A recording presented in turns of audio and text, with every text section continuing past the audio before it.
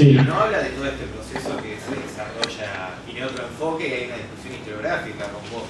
Me gustaría que amplíes un poquito porque mucho tenemos el libro de Di Meglio y los tuyos. Y acá se mencionan los hacendados en armas, que es otro libro de parte de la tesis doctoral, para que explaye, y el trabajo de archivo, que nosotros en eso estamos medio flojos, que cuánto tiempo consumió, digo, y análisis de fuente por fuente, que es una cosa, me parece una joya de la tesis de... Y después, el marco económico y el desarrollo de las fuerzas productivas en un momento determinado, las contradicciones que se desarrollan en el plano de la sociedad y esto cómo repercute en lo político. Creo que nosotros muchos fuimos enseñados en la escuela de Villique y nos quedamos en Mayo, y todo este trasfondo y entramado como que no lo tenemos. Y bueno, secuenciado de esta manera es como que te van cerrando un montón de cuestiones que uno las tiene sueltas y esas dos cositas. Bueno, voy a empezar por esto y después hacemos otra rondita. La fisiocracia es la ideología de la burguesía cuando intenta hacer la revolución. La fisiocracia también es inglesa, en el sentido de que lo que busca es la mayor producción agraria al principio, luego cuando pasa a la manufactura, pasa a la producción manufacturera. Pero la fisiocracia no solamente aparece la cuestión de la agricultura, sino que se opone a la idea de que la producción no es un bien que crea riqueza. Entonces, es evidente que Valguero va a adoptar la fisiocracia porque el puntal de desarrollo en el Río de la Plata es la agricultura. Y lo que él está diciendo es, la agricultura nos va a llevar hacia algún lugar. Entonces, sí, efectivamente él es fisiócrata, pero la fisiocracia es la ideología de la burguesía, sobre todo francesa, que después va a hacer la revolución. ¿Sí? Sí, en ese punto. Y justamente lo que él está diciendo es que Inglaterra en algún momento fue un país agrario importante. Acordate vos de los acercamientos en Inglaterra. Inglaterra empieza por la revolución agraria, o por las transformaciones agrarias. ¿Sí? Con respecto a esto, bueno, yo pensaba trabajar eso en la clase que viene. Cuando veamos después de 1810, y la discusión con Di Meglio se puede dar. Di Meglio habla de clases populares, de plebe. Para él no existen explotados, porque no hay clases. Para él la explotación no existe. Uno debería preguntarle otra vez, ¿estos peones no son explotados? Y además él lo que cree es que lo que importa son los discursos. Es hablar de los discursos de la plebe. A mí no me importan los discursos, me importa lo que hacen. No puede ser también porque él habla de, o Abelardo Ramos también decía que era una situación precapitalista, no capitalista. Claro, la pregunta es, ¿solo bajo el capitalismo hay clases sociales? Claro. Esa es la idea de Max Weber, que era era un intelectual liberal, que lo que él decía es que solo hay clases bajo el capitalismo, y antes no. Pero eso no es así. Hay clases en economías precapitalistas. Un señor feudal y un siervo son dos clases sociales. Un esclavista y un esclavo son dos clases sociales. Entonces, lo que pasa es que Di Meglio tiene la concepción weberiana de que solo hay clases bajo el capitalismo. Y antes hay estamentos. Y en realidad, lo que hay antes del capitalismo también hay explotación. Mientras hay explotación, hay clases sociales. En esta sociedad, como vimos, hay explotación. Por lo tanto, hay clases sociales. Salvo que no crea que, digamos, no hay explotación. Bueno, discutimos en todo caso lo que vimos en la clase pasada, donde mostramos que efectivamente hay explotación. Nadie trabaja, como decía Garabaglia, por las miradas de la hija del patrón. ¿Sí? Bueno, ¿algo más? ¿Preguntas? ¿Cuestionamientos? Sí. Eso que vos decías del partido, no entendí el paso de eso. Yo no entendí. Bueno, ¿quieren que explique eso? La primera acción que aparece, que una clase tiene, cuando se lanza la lucha, cuando aparece una crisis, no es aparecer como clase. Aparece en una alianza. ¿Sí? Se moviliza con un montón de otras clases. No solamente se moviliza con otras clases, sino que además todavía en esa alianza en la cual se moviliza no hay un programa determinado ni una dirección determinada. Hay una disputa. Hay una fuerza que está operando y varios programas disputan esa fuerza. En 1806 interviene la dirección revolucionaria, pero también intervienen sectores reformistas ahí. Por ejemplo, Domingo de Uriel. Domingo de Uriel es un comandante de patricios. ¿Sí? Uriel no es revolucionario. Está en todo este proceso. Pero en enero de 1809 quiere matar a Saavedra. Y organiza para matar a Saavedra. No lo logra, si no la historia sería otra. Pero después lo juzgan. ¿Se entiende? ¿Y qué está expresando que Uriel quiere matar a Saavedra? Que en esa fuerza hay muchas organizaciones que están disputando esa dirección. Porque algunos quieren que esa fuerza se convierta en algo más reformista. Otros quieren que sea revolucionaria. Otros quieren que sea revolucionaria de acuerdo a ciertos parámetros y otros quieren que la revolución pase por otros parámetros. Moreno y Saavedra no tienen la misma concepción de dónde va la revolución. Ambos son revolucionarios, pero no tienen la misma concepción. ¿Se entiende? Los dos alrededor. Son todos revolucionarios, pero están en una disputa por la dirección. ¿Sí? La dirección recae en Saavedra. En 1809, en julio, recae en Saavedra la dirección. ¿Sí? Pero en 1809, ¿en qué medida se forma un partido? En que se define un programa. ¿Se entiende? Se define un programa. Se define una dirección y se define una disciplina.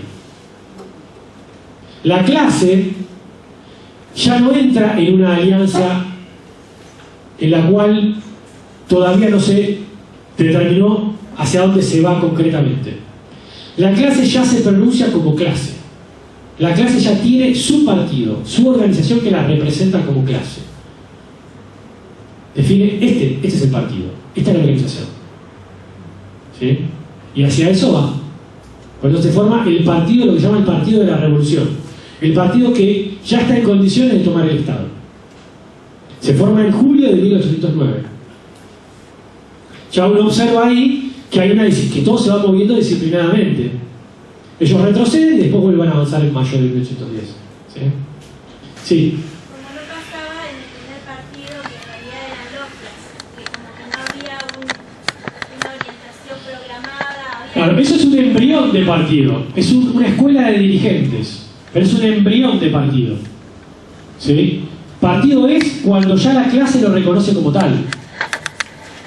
Y entonces, esa visión se la dio la llegada del nuevo virrey y Liniers cuando se abre.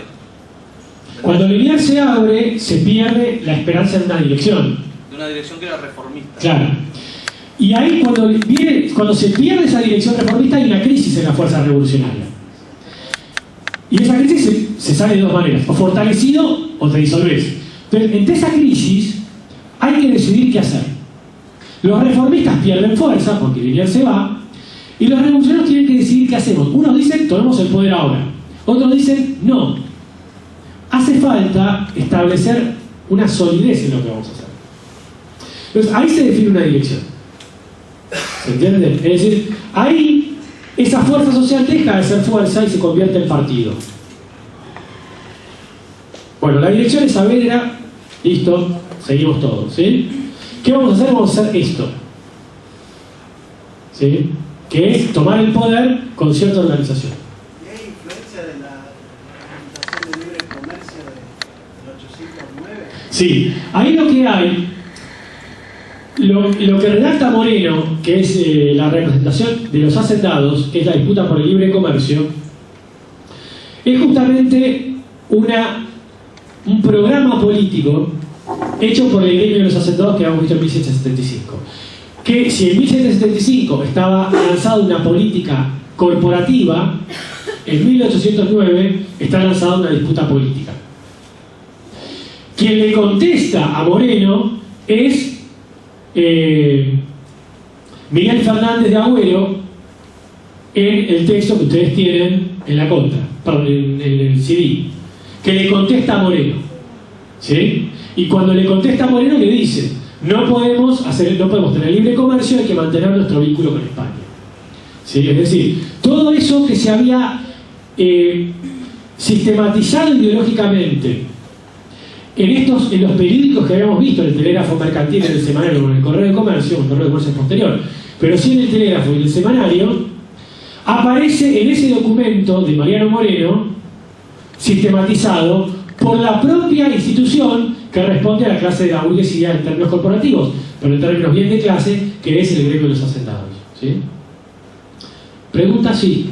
Ya estamos. Dale. Entonces, te quería preguntar qué tipo de sistema económico había acá entonces en el Río de la Plata. Porque si la burguesía ya había hecho la revolución en Inglaterra, porque habían hecho las reformas y demás, después ya estaba Napoleón en Francia, entonces ya habían hecho la revolución en Francia, entonces las grandes potencias mundiales se manejaban a través del capitalismo. Y acá, ¿a través de qué manera? ¿A través de qué sistema económico? ¿Feudal o capitalista? Claro, acá Porque hay que ver, acá predomina el feudalismo, porque todavía la clase dominante es la nobleza española. Vos lo que tenés de 1789 en adelante es una disputa mundial entre el feudalismo y el capitalismo. Si ya dominás el capitalismo no tenés ninguna guerra. Justamente como no predomina el capitalismo, pero el tema es el sistema político, o sea, ¿quién? pero el sistema político depende del sistema económico. Pero el sistema económico, todavía no hay capitalismo en el mundo. Hay capitalismo. A ver, vos estás en un periodo de transición donde está disputando el capitalismo con el feudalismo. ¿Se entiende? El Río de la Plata es parte de esa disputa. Y en medio de esa disputa, justamente la revolución aparece como el elemento de actualización de esa disputa. Porque la revolución es el enfrentamiento entre las fuerzas burguesas que intentan derribar el feudalismo y las fuerzas que intentan defender el feudalismo. Entonces vos lo que tenés en el Río de la Plata es eso. Ese enfrentamiento a nivel mundial aparece en el Río de la Plata. Pero hasta que ese enfrentamiento a nivel mundial no se resuelve, todavía en el Río de la Plata, por lo menos hasta 1810, predomina el feudalismo. Que a partir de 1806 entra en crisis. Pero que entra en crisis no significa que ya hay capitalismo, sino justamente que hay crisis de un sistema que está todavía. ¿Sí? Disculpa. Sí. Con respecto justamente a este tipo de unidad productiva, si se quiere, digo, podemos ligar a Buenos Aires y a las regiones del litoral con esta situación de precapitalismo, como vos lo caracterizaste en la teoría, frente a un atraso feudal del resto de la región del virreinato. Claro, yo lo que expliqué la vez pasada, pasa que no sé si... Digo, no sé si está ligado a la unidad productiva de la... No, lo que yo digo es lo siguiente. Vos tenés una unidad entre América y España, ¿sí? En esa unidad, por cómo funciona el sistema, predomina el modo de producción feudal. ¿Sí? ¿Por qué? Porque a esto lo que hace es reproducir el feudalismo. ¿Sí? Un tercio de lo que acá se produce va a España a alimentar a la nobleza. En términos gratuitos, en términos de renta. Por lo tanto, predomina el feudalismo. Ahora, acá se desarrollan en el litoral relaciones capitalistas. Pero es lógico que se desarrollan relaciones capitalistas.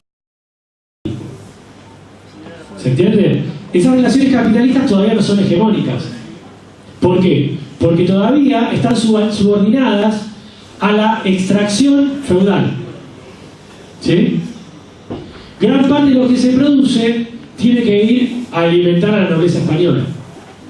¿Se entiende? Cuando eso se quiebra, porque esto entra en crisis, efectivamente el feudalismo está en crisis. Si vos tomás el año 1809 y no hay nada girando a España. Por eso está en crisis. Pero no es que ya el sistema se murió. Porque todavía la nobleza tiene la esperanza de volver a retomar el poder. Y por eso hay una guerra, porque la otra fuerza existe. ¿Sí? Crea un modo de producción intermedio, digamos. No, no es un modo de producción intermedio. Lo que vos tenés es una crisis del modo de producción. La crisis del capitalismo no significa que ya hay socialismo. ¿La producción qué hacía? ¿Se entiende? ¿Cómo? Con la producción, ¿qué hacían? ¿Quién? ¿Qué hacían? Acá, en Buenos Aires, en el virreinato. Vos producías, por eso podés producir Para consumo cueros nuestro. para exportar. Sí. Cuando vos exportás el cuero, la nobleza española te quita vía impuestos y te quita vía monopolio. Sí. Por lo tanto, vos estás en un sistema feudal. ¿Entendés? Todavía te domina la nobleza. Vos producís con relaciones que tienden hacia el capitalismo. Por tanto, sos un burgués. Pero todavía la nobleza te está expoliando. ¿Se entiende? Por eso todavía estás bajo el feudalismo. ¿Se entiende? Bien. Podemos dejar acá. Tenemos una clase más donde podemos seguir discutiendo todo esto. ¿Sí? Bueno, gracias. Bueno.